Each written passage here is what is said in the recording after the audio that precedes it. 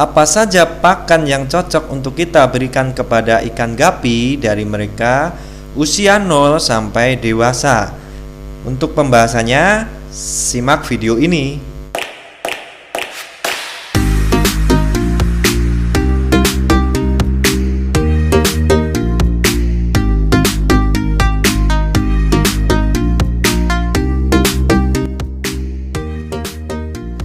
Oke, untuk masalah pakan ini tanpa berlama-lama kita akan membahasnya satu persatu ya teman-teman. Nah, dari saat ikan gapi dilahirkan oleh indukannya atau dia berusia 0 teman-teman, sejatinya atau sebenarnya teman-teman, ikan gapi yang baru dilahirkan itu bisa bertahan hidup tanpa makan selama hampir 3 hari teman-teman.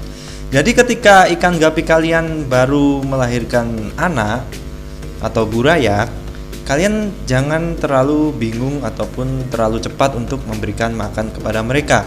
Tunggu saja maksimal 2 hari baru kalian berikan pakan pertama mereka teman-teman. Nah, untuk masalah pakan pertama ini kita harus menyesuaikan mulut dari si ikan itu sendiri teman-teman. Pakan yang kita rekomendasikan adalah yang pertama-tama adalah Artemia teman-teman.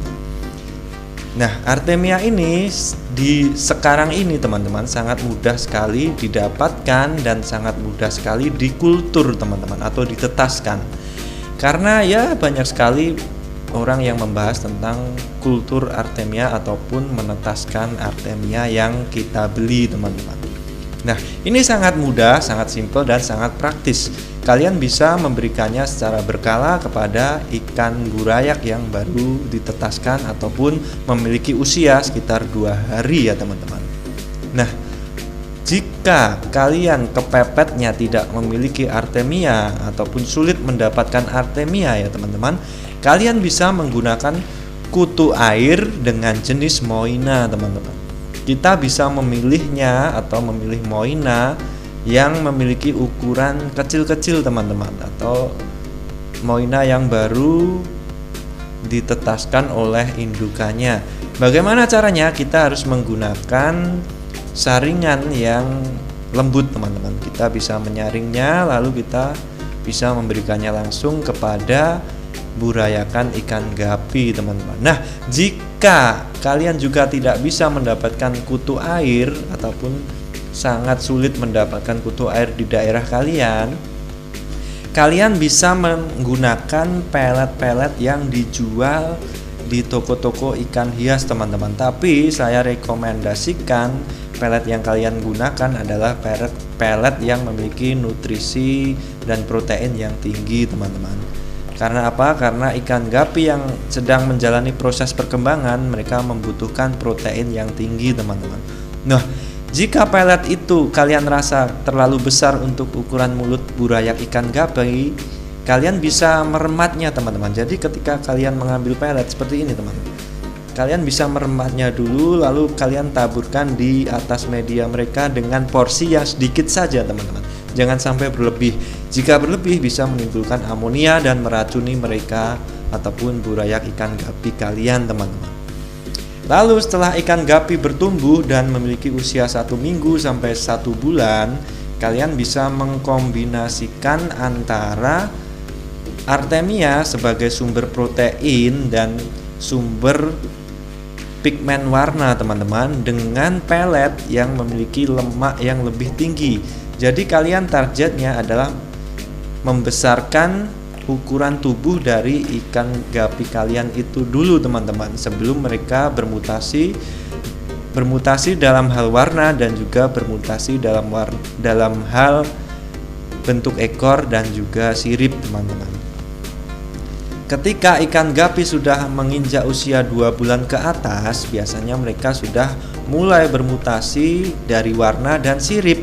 Nah, teman-teman, jika kalian memiliki ikan gapi yang sedang kalian pelihara memiliki pigmen warna yang cerah, katakanlah merah ataupun kuning ataupun biru, itu bisa kalian dongkrak warnanya dengan menggunakan pakan hidup teman-teman.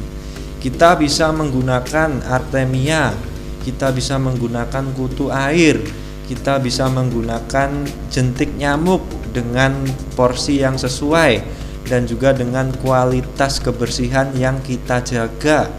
Lalu kita bisa menggunakan cacing sutra dengan tidak berlebih, karena cacing sutra juga memiliki dampak-dampak negatif jika salah dalam pemberiannya, teman-teman. Nah, jika kalian bertanya-tanya ataupun kalian membeli cacing darah di katakanlah seorang pembudidaya dan mereka menjamin kebersihannya, cacing darah itu, teman-teman, memang benar jika kita bersihkan atau kita cuci mereka akan terlihat bersih. Tetapi kita juga harus memperhatikan dari mana cacing darah itu didapat, teman-teman. Jika dari hasil budidaya mungkin mereka terjamin bersih luar dalam, teman-teman. Tapi jika dari alam atau katakanlah jika mereka didapatkan dari got, maka cacing darah itu jika dicuci, teman-teman, akan bersih. Tetapi isi perutnya, teman-teman, masih mengandung bakteri-bakteri yang mungkin berada pada media mereka hidup, teman-teman.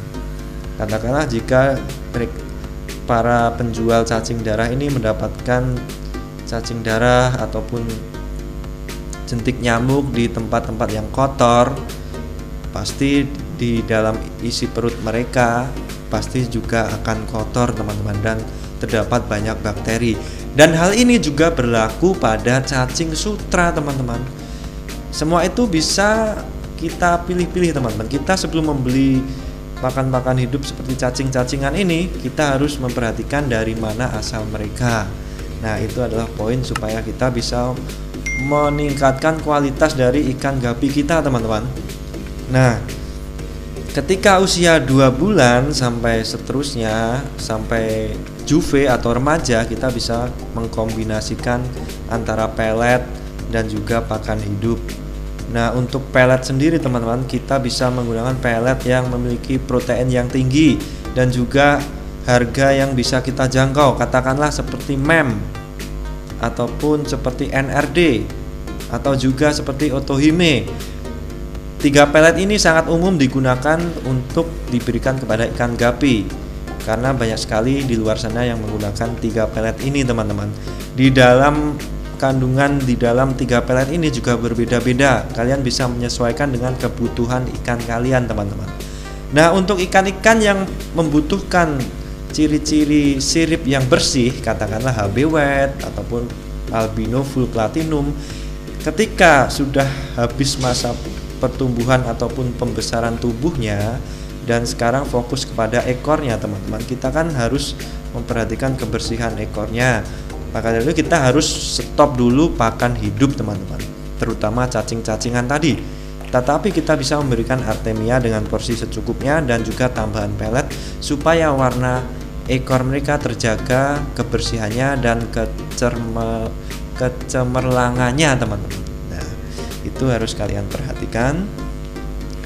Dan ketika mereka dewasa dan mereka melakukan proses reproduksi, kita bisa menggenjot dengan pakan hidup seperti jentik nyamuk, artemia ataupun kutu air, baik moina ataupun dapnia magna. Kita bisa memberikan mereka untuk memperbanyak kualitas atau memperbanyak jumlah buraya yang dikandung mereka, teman-teman. Kita bisa menyesuaikannya. Nah, teman-teman, semoga apa yang saya bahas kali ini bisa kalian telaah dan kalian mengerti ya, teman-teman. Jika masih ada pertanyaan tentang pakan-pakan yang direkomendasikan kepada ikan gapi dari usia 0 sampai dewasa, kalian bisa tanyakan di kolom komentar. Insya Allah jika saya bisa akan saya balas satu persatu ya, teman-teman. Nah, semoga kalian mendapatkan ilmu yang berlebih dan juga manfaat yang berlebih. Semoga salam sukses dari kami. Salam dari channel Hobi Terdalam.